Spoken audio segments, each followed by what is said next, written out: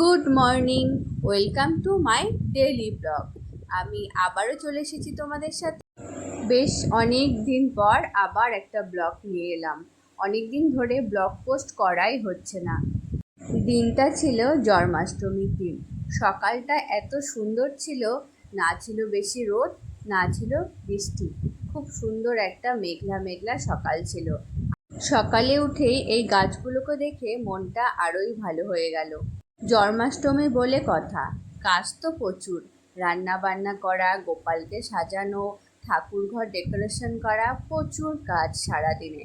তো এইসব কাজ নিয়ে আজকে সারা দিনটা চলে যাবে। তো আগেরবারের মতোই এবারও আমরা দু বোনই উপোস করেছিলাম, জন্মাষ্টমীর উপোস। মার শরীরটা একটু খারাপ, তো মাকে এবারও উপোস করতে দেইনি। খারাপ বলতে এখন ভালোই আছে, তবু ওষুধপত্র বেশি বলে বললাম তোমার আর উপোস করার দরকার নেই, আমরাই সবটা করে নিতে পারবো। তো বরাবরের মতোই আমি নিয়েছিলাম রান্নার দায়িত্ব, আর বুনু নিয়েছিল ঠাকুরঘর ডেকোরেশনের দায়িত্ব। তো দু বোন দুই কাজে কিন্তু লেগে পড়েছিলাম। এদিকে আমি তাল গুলিয়ে তালের বড়া, কলার বড়া, আরও যেসব পিঠে করতে হয় জন্মাষ্টমীতেও, তো সেসব করে আমি সব রেডি করে নিচ্ছিলাম। আর এখানে তৈরি হচ্ছিল গোপালের জন্য মাখন।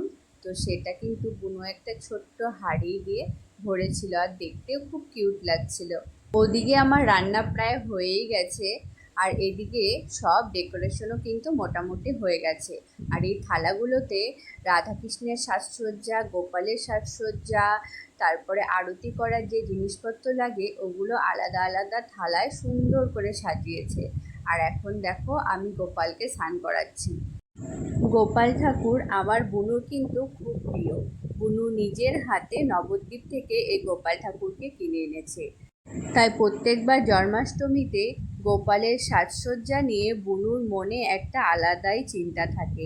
গোপালকে কীরকম ড্রেসে সাজলে ভালো লাগবে, কি গয়না পরলে ভালো লাগবে, কীরকম করলে তাকে স্নান করালে ভালো লাগবে, সেই নিয়ে ও কিন্তু অনেক চিন্তা ভাবনা করে সব থেকে ভালো জিনিসটা গোপালের জন্য কিনে আনি, অনেক খুঁজে খুঁজে। এবারেও দেখো গোপালের ড্রেসটা কত সুন্দর হয়েছে, তাই না? গোপালকে দেখে এতটাই ভালো লাগছে যে চোখই ফেরানো যাচ্ছে না। গোপালকে স্নান করিয়ে তাকে সাজিয়ে গুজিয়ে বসিয়ে দিয়েছি তার আসনে। এবার রাধাকৃষ্ণকে দুজনে একসাথেই স্নান করাচ্ছি। দুজনে একসাথে রাধাকৃষ্ণকে একসাথেই স্নান করিয়ে এখন রাধাকৃষ্ণকে সুন্দর করে সাজিয়ে দেব। কৃষ্ণকে একই কালারের ড্রেস পরিয়েছি, রাধাকৃষ্ণকেও কিন্তু খুব সুন্দর লাগছে। দুজনকে একই কালারের ড্রেস পরিয়ে দুজনকেই সাজিয়ে দিয়েছি। ওদের থেকে চোখই ফেরানো যাচ্ছে না, তাই কিনা বলো? রাধাকৃষ্ণকেও আসনে বসিয়ে দিলাম। আর এই সুন্দর ডেকোরেশনটা আমার বুনু করেছে। কেমন হয়েছে বলো? ঘরোয়া যা জিনিসপত্র ছিল তা দিয়েই বুনু প্রত্যেক বছর সুন্দর করে ডেকোরেশন করে। এবার আমরা আস্তে আস্তে পুজোটাও শুরু করছি।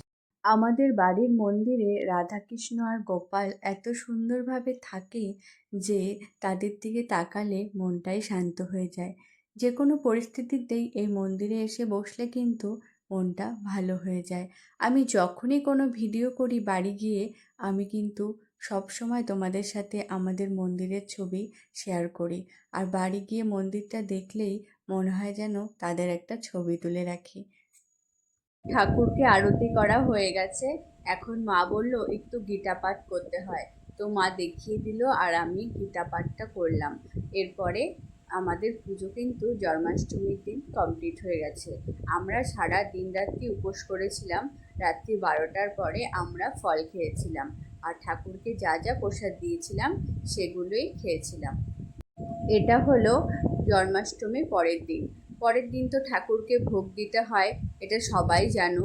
তো সকাল থেকে সমস্ত রান্না বান্না করেছি, আমি আর বুনু মিলে সব রান্না করেছি, আর মা সব দেখিয়ে দিয়েছিল। কেমন লাগলো তোমাদের আমার এই জন্মাষ্টমীর ব্লগটা? আর আমাদের এই গোপাল আর রাধাকৃষ্ণকে কেমন লাগলো সেটা কিন্তু অবশ্যই কমেন্টে জানিও। আর দেখা হচ্ছে পরের কোনো সুন্দর ভিডিওতে। আজকের মতো ভিডিওটা এইটুকুই।